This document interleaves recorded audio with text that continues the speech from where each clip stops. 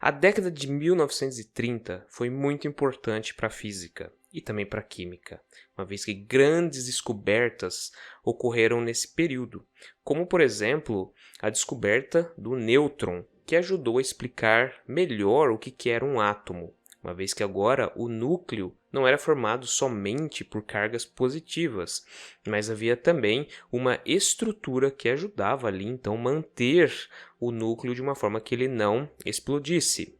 Então, nessa década, não somente partículas foram descobertas, como também algumas teorias foram criadas. E uma teoria muito interessante foi elaborada por um físico italiano, um físico chamado Ettore Majorana. E ele, conhecendo as teorias que tinham da física na época, principalmente as que envolviam os férmions, ele percebeu que existia uma possibilidade a qual era descrita pela equação de Dirac, ou seja, os férmions de Dirac, mas existia uma outra possibilidade. Essa possibilidade considerava também antipartículas. Basicamente, a ideia do Dirac era que todos os férmions, sendo eles quarks e também leptons, em especial os leptons carregados, não os neutrinos, eles possuem antipartículas. E essas antipartículas, quando encontram as partículas normais, ocorre um processo de aniquilamento. E nesse processo de aniquilamento, libera-se energia na forma de luz, especificamente raios gama, ou seja, luz bastante energizada. Então, no processo de aniquilamento desses férmions, ocorreria então a liberação de luz. Contudo, o Majorana ele pensou da seguinte forma: mas e se essas partículas, quando se encontrassem, houvessem neutralidade? Ou seja, se essas partículas não fossem carregadas, mas sim se elas fossem neutras. Consequentemente, você teria ali duas partículas que, ao encontrar-se, não haveria o processo de aniquilamento. Basicamente, o que ele estava falando era de que essas partículas, esses férmions, não teriam as suas antipartículas. Por quê? Porque eles seriam as suas próprias antipartículas. E os neutrinos ficam um pouco de fora disso, pelo fato de que eles são leptons que não são carregados. E ainda hoje nós não temos uma certeza tão grande se os neutrinos são realmente férmions de Dirac ou se eles são os férmions de Majorana. A grande questão é que os férmions de Majorana eles não foram muito bem ainda detectados, não tem um processo de detecção desses férmions até hoje. É lógico que existem alguns processos, alguns experimentos que buscam encontrar isoladamente esses férmions, mas eles não ocorrem de forma natural. Não há essa possibilidade. Contudo, a teoria em torno dos férmions de Majorana, ela existe e ela traz à luz algumas características que podem ser muito bem trabalhadas com aspectos da supersimetria, ou seja, está se falando aqui da teoria das supercordas, que se aplica especificamente aos férmions. Nesse caso, então, há necessidade do desenvolvimento praticamente de uma física à parte, porque na teoria das supercordas, que ainda ela não é provada, existe a necessidade de considerarmos diversas dimensões, e isso até hoje não foi ainda muito bem aceito pela comunidade científica. Mas que existe essa questão em torno de partículas que podem ser as suas antipartículas é provável. E nem mesmo utilizando o LHC, que é um grande acelerador de partículas, em especial hadrons, que serve então para você chocar alguns prótons e ali então você conseguir liberar grandes quantidades de partículas e estudá-las, como que ocorre, por exemplo, com o processo em torno do bóson de Higgs, para a gente conseguir dessa forma determinar se ele é ou não o mediador da massa, que seria talvez um enrugamento do espaço-tempo em relação ao próprio campo de Higgs. ali você ainda não teve também a descoberta desses férmions de Majorana. Entretanto, em 2017, houve uma luz no fim do túnel. Alguns experimentos começaram a demonstrar que pode ser que realmente esses férmions existam.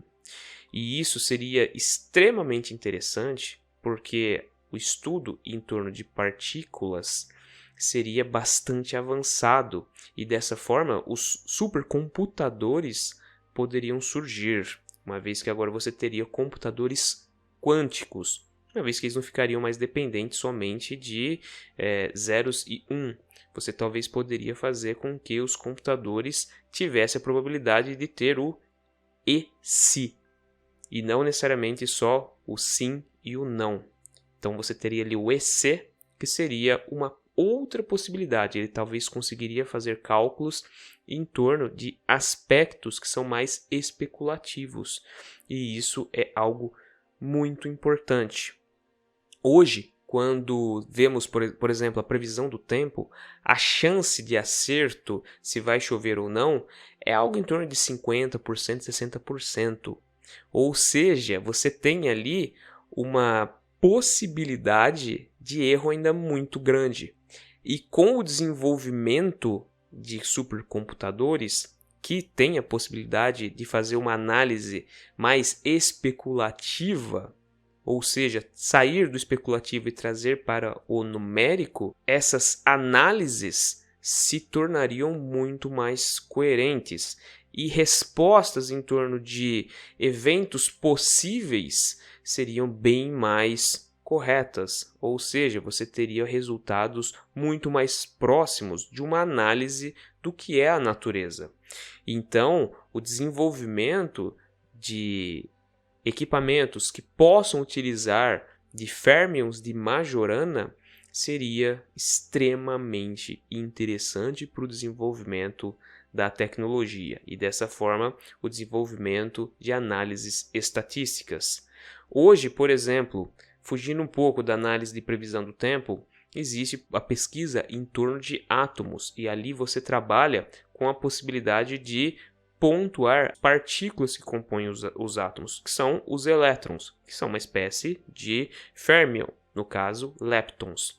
Esses leptons carregados, se você interagir com ele, você acaba alterando aspectos desde posição, velocidade e energia, e isso altera todo o sistema. Você não tem ali uma resposta que seja a mais correta possível em relação à posição, energia daquele elétron, ou seja, o próprio equipamento interfere no dado que ele coleta.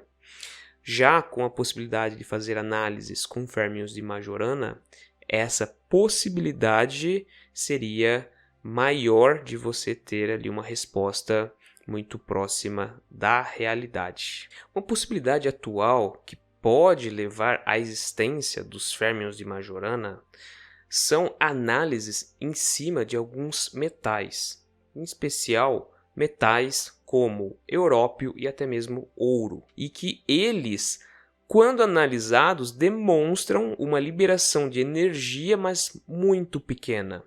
E essa liberação de energia talvez seja causada por neutralinos, que são férmions, entretanto, eles não possuem carga.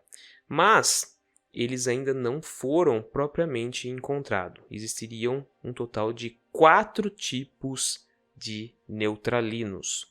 Então já existe uma possibilidade de que existam formas de identificar esses férmions e, no futuro próximo, utilizar esses férmions para o desenvolvimento de supercomputadores. No caso, a utilização desses neutralinos.